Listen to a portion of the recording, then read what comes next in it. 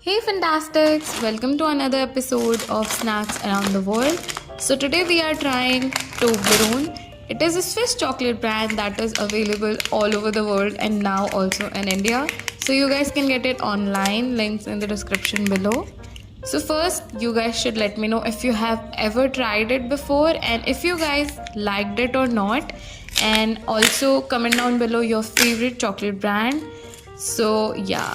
So this Toblerone is famous for its distinct shape, that is a row of triangular shaped chocolate, and also the letters that are engraved on them, like as you guys can see. And yeah, oh my god, can you hear that chocolate break? It was so satisfying. So here I am trying this bar for the first time, and I was so excited. Like, I literally love chocolate, as you guys know. Oh my god, can you hear that crunch? Oh my god, it was so tasty, and it had like nuts and all. It's so good. It does tasted like a butterscotch to me.